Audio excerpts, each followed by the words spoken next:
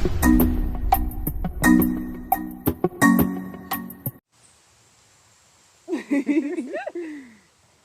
guys, welcome back to another video.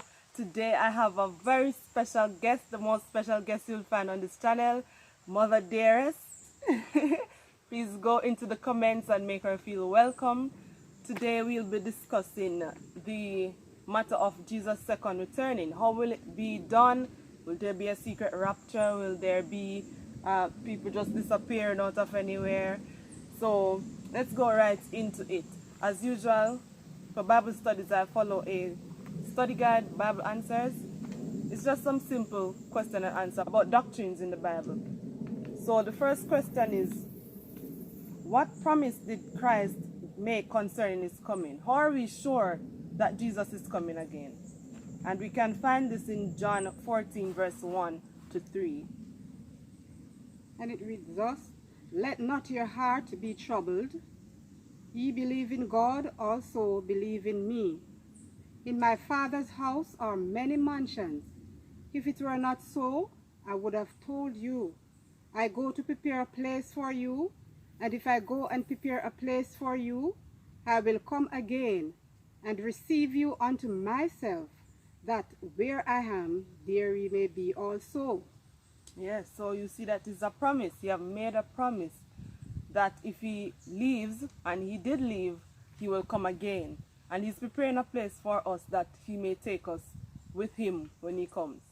So, Amen. let us go into number 2. What will be the condition of the world when Christ returns? So let us look at Matthew 24 verse 37 and 39, and also Luke 17 verse 28 to 30. Matthew says, But as the days of Noah were, so shall also the coming of the Son of Man be. For as in the days that were before the flood, they were eating and drinking, marrying and giving into marriage, until the day that Noah entered into the ark, and knew not until the flood came and took them all away. So shall also the coming of the Son of Man be. alright, so now, Luke 17 verse 28 to 29, 28 to 30. Likewise, also as it was in the days of Lot, they did eat, they drank, they bought, they sold, they planted, they builded. But the same day that Lot went out of Sodom, it rained fire and brimstone from heaven and destroyed them all. Even thus shall it be in the day when the Son of Man is revealed. So that is the condition of the planet, the condition of the world in general. And note that these texts do not teach that it is wrong in itself to eat, drink, marry and give into marriage, build and plant and sell, but that men's mind will be so taken with these things that they will have little to no thought of the future life, the preparation for Jesus to come, and make no plans for when God should come back. So it's not saying that you are not supposed to marry and sell and build, and because I mean we are to occupy till he comes, but at the same time, is what you are doing looking forward to Jesus coming? Is your mind set on Jesus coming? Are you building an empire down here, or are you building your character for the kingdom to come? A matter of fact, building is not so much a problem, but what are you building? Is it something that you're going to set your mind on? Or you just want temporary shelter? Because we saw these homes, we saw these houses, we still have to leave them. So, depends.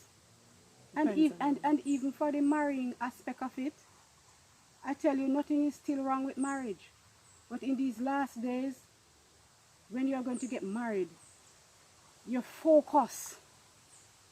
A matter of fact, it would be nice if you team up with somebody. Not merely for pleasure or other things, but preparation to swell the loud cry for those Seventh-day Adventists know about the loud cry. You know, it's a theme to theme up and help to finish God's work. I think that is very vital. All right, now number 3.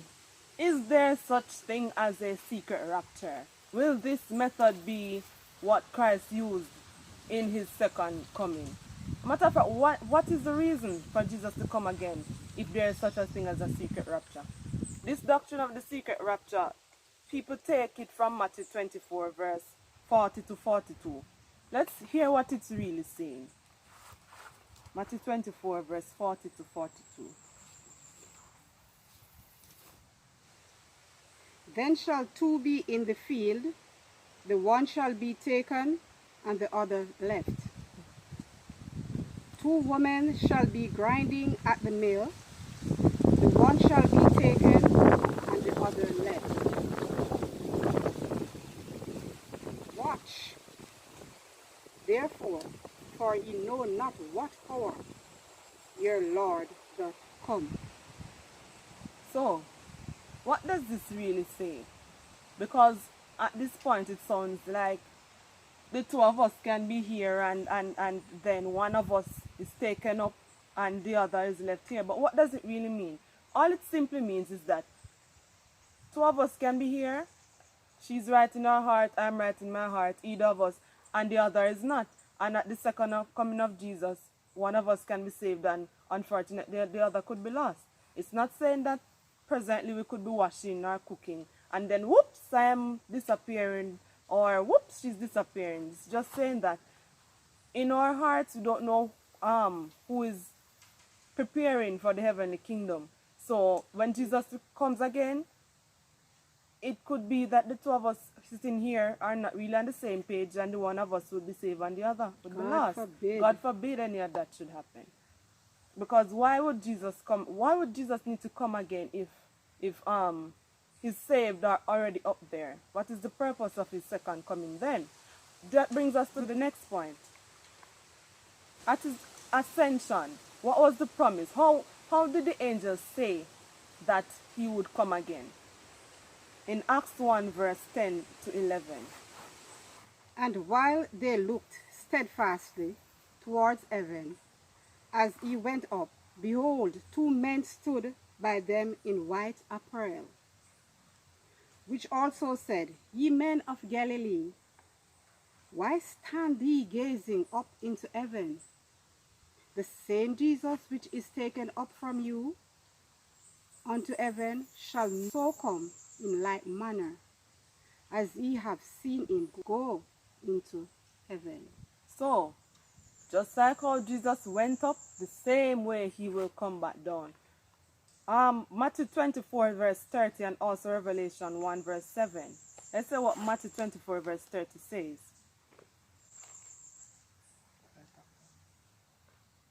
And there shall appear the sign of the Son of Man in heaven, and then shall all the tribes of the earth mourn, and they shall see the Son of Man coming in the clouds of heaven with power and great glory. Right, Revelation 1 verse 7 also. It says, Behold, he cometh with clouds, and every eye shall see him, and they also which pierced him, and all kindreds of the earth shall wail because of him. So this is no silent event. This is no secret. This is open. He will come in the clouds. Every eye shall see him. Also those which pierce him, as we have read. That brings us again to the next point, that there will be false Christ appearing. And false prophets shall be saying, Jesus is here and Jesus is there. Let's read in Matthew 24, verse 23 to 27. Then if any man shall say unto you, Lo, here is Christ, or there, believe it not. For there shall arise false Christ and false prophets, and shall shew great signs and wonders, insomuch that if it were possible, they shall deceive the very elect. Can you imagine? Continue. Behold, I have told you before. Wherefore, if they shall say unto you, Behold, he is in this desert, go not forth. Behold, he is in the secret chambers, believe it not. For as the lightning cometh out of the east, and shineth even unto the west, so shall also the coming of the Son of Man be. Right. So, if you hear Jesus is down the road, or Jesus appeared in Florida, or Jesus appeared in Asia, do not go, do not believe, because if it were possible, it says that the very elect of God will be deceived by these things. Because don't think that, oh, Jesus is coming there, but he's going to perform miracles. The devil is allowed to Sure. to show things, to show signs. So do not trust to your sight alone as it relates to these things. Do not go, as it says, do not go to visit these places when you hear that, oh, Jesus is down there healing the sick and raise. Jesus is not coming the second time to heal any sick and raise any dead and cause any blind to see. He's coming as King of Kings and Lords of Lords to give his reward to those that dwell on the earth. So then, if in case you should hear all these things happening, surely Jesus is coming soon. Right. What warning has Christ given that we may not be taken by surprise by this great event? Luke 21, verse 34 to 36. And take heed to yourself, lest at any time your hearts be overcharged with the setting and drunkenness and cares of this life, and so that they come upon you unaware. For as a snare shall it come, and all them that dwell on the face of the whole earth. Watch ye therefore, and pray always, that ye may be accounted worthy to escape all these things that shall come to pass, and to stand before the Son of Man. So, to prepare for Jesus' second coming, to not be taken by surprise by it. We are to be watchful. We are to be ready as well. So don't just watch. Yes, Jesus is coming and you're watching for it. But are you ready? Is your life ready for him to actually come? If Jesus should come at this moment, where are you standing? Where does your salvation lie? Where is your character? Is it built for heaven, or is it built on the trivial things of earth? So let us review what we have studied. Number one is that he will come. It is not just fairy tales. He has promised us that he will come. And number two, he will not come in secret. He will come. Every eye shall behold him, even those that pierced him. And in order to be ready for him, number three, that we are supposed to be watchful. We are to be praying. We are to be making sure that our life and our character is fitted for heaven. So, are you ready for Jesus to come? Are you ready for Jesus to come? Let us stay ready. Right. And I hope you guys found this informative as usual. And remember to like, comment, share, and subscribe, and also turn on your post notification. I will see you again soon. And remember, whatever you do, do it all to the glory of God.